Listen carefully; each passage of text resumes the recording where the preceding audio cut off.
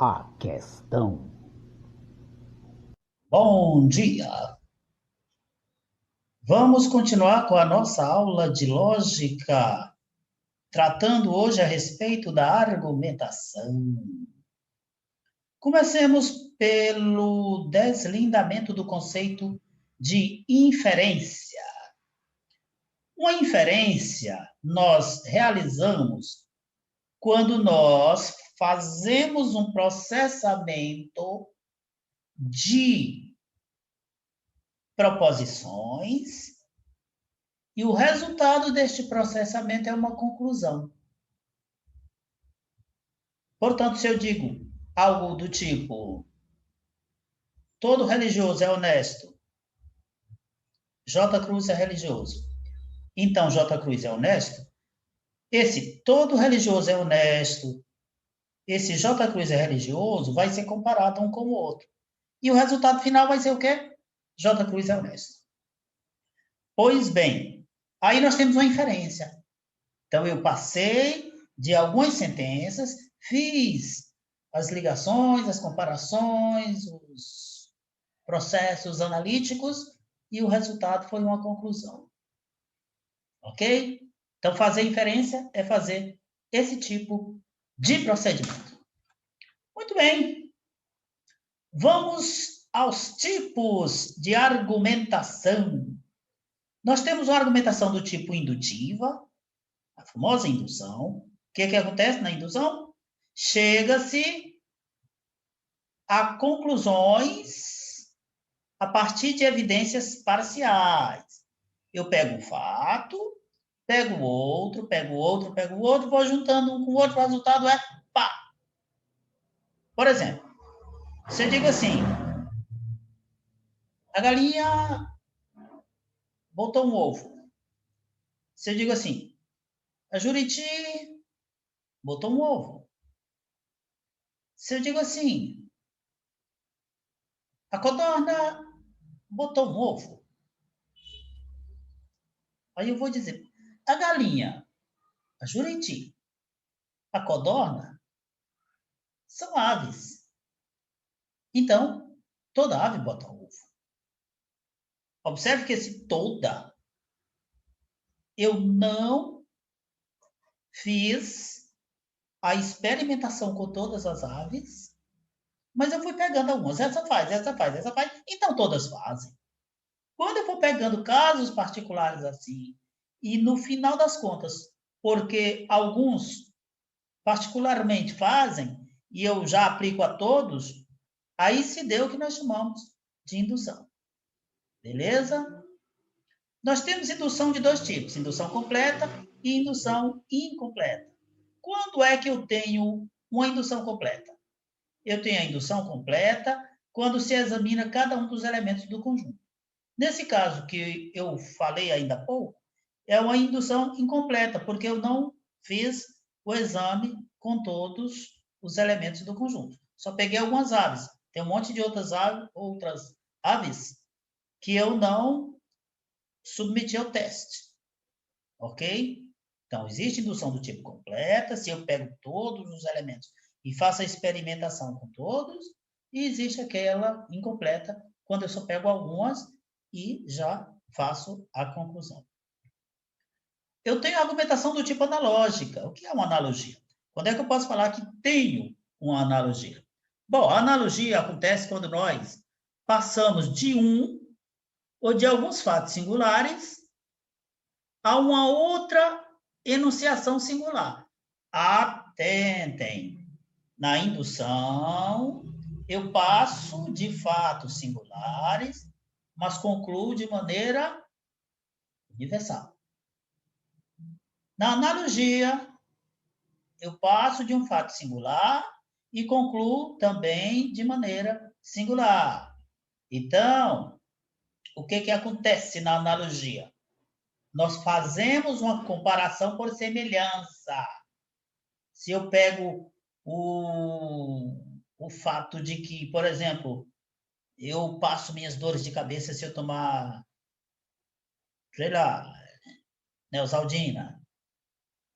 Aí, uma outra pessoa também. Quando tem dor de cabeça, toma Neosaldina e passa.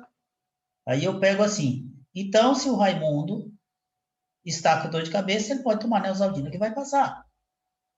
O que acontece? Eu peguei alguns casos particulares e terminei aplicando isso a uma pessoa também. Portanto, parte do particular e conclui também no particular. Isso é a analogia. Observação interessante em relação à analogia é que nós temos, através dela, apenas probabilidades, não temos certeza. Então, o fato de que a minha dor de cabeça passa com remédio tal, me dá uma probabilidade de que se fulano tomar o mesmo remédio, vai passar dele também, já que eu sou gente e ele também é gente.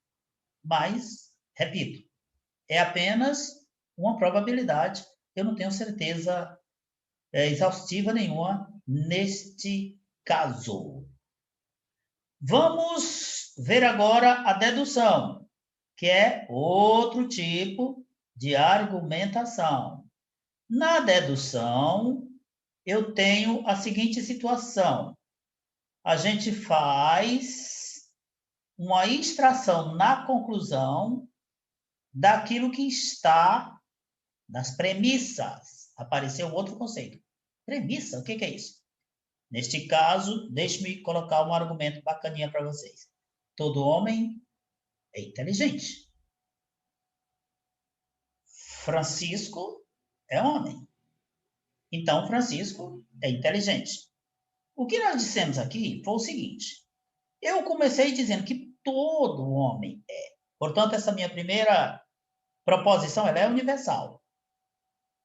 É claro que você pode me questionar. Como é que você sabe que todo é? Ou que todos são? Se você não fez o teste com todos. Pois é. Aqui a gente parte do princípio de que é possível saber alguma coisa em relação a todos, mesmo sem ter feito o teste. Deixando de lado essa história do teste, vamos pegar a situação.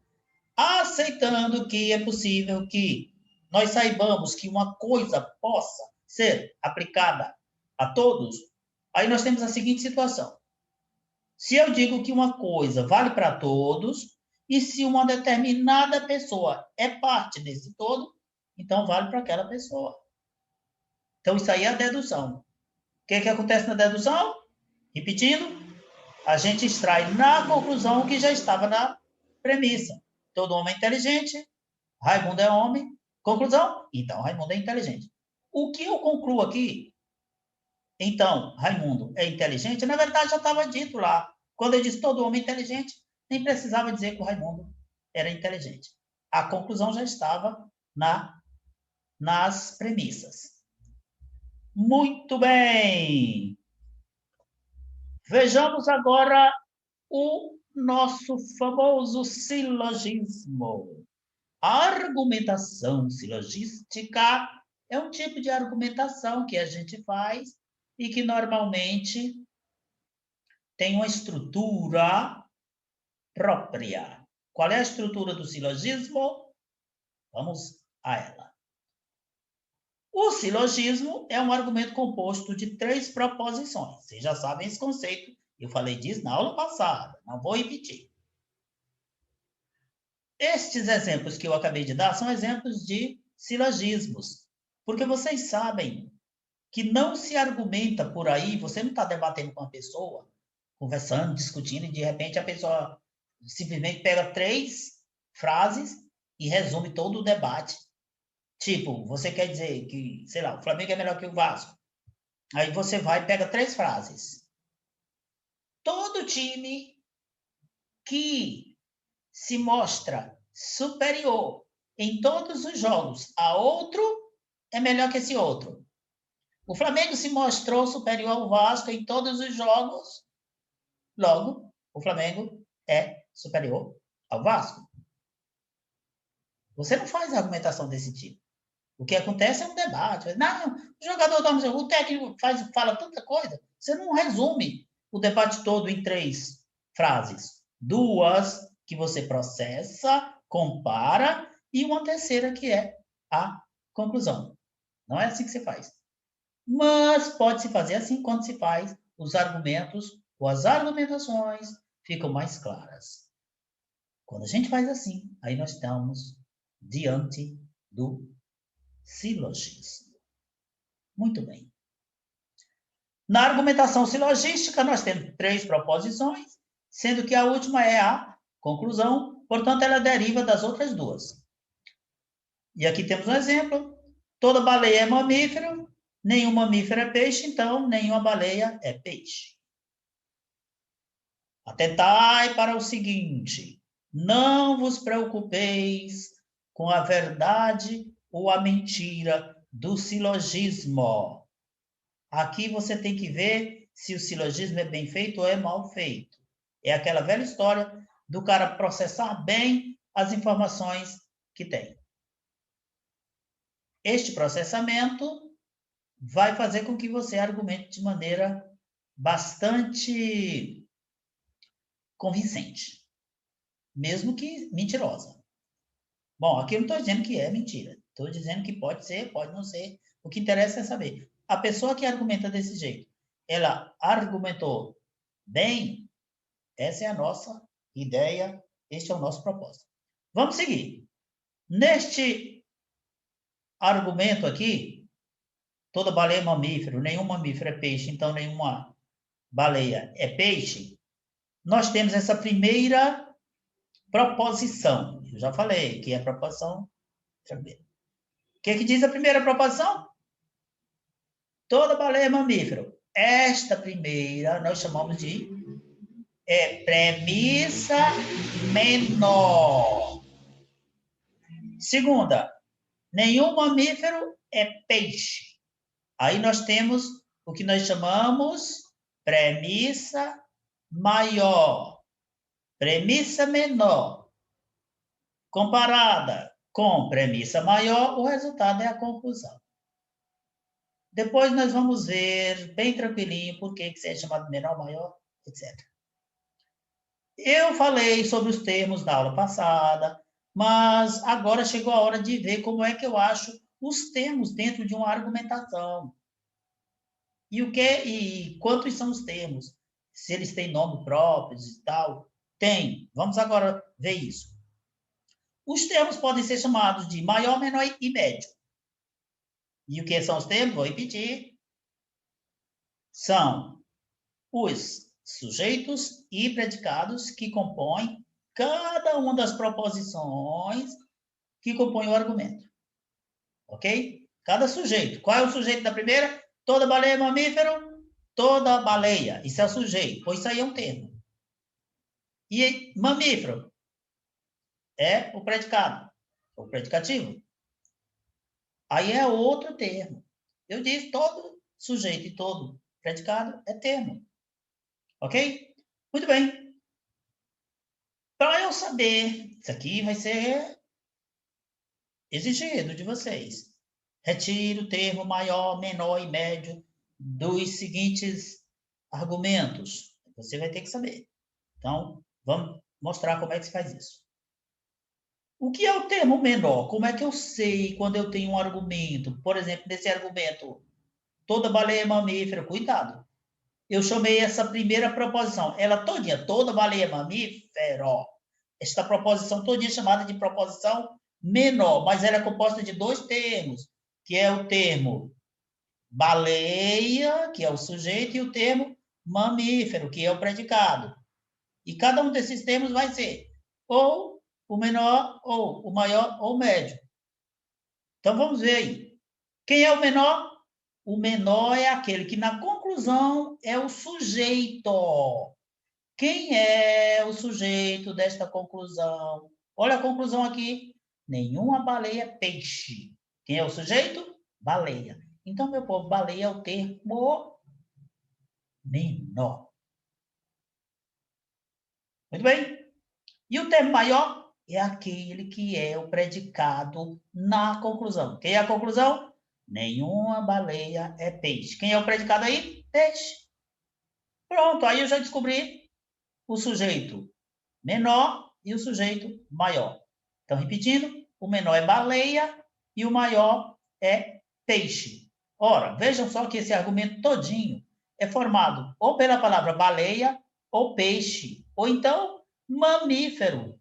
Como eu já sei que baleia e peixe são os sujeitos menores e maiores, sobrou a palavra mamífero, que vai ser, só pode ser o termo médio.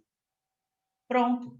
Então está tirado aí os termos maior, menor e médio. Ok? E aí tem uma observaçãozinha sobre o termo médio, diz que ele aparece nas premissas. Claro, porque você viu que na conclusão eu tenho só o termo maior e o menor. Ok.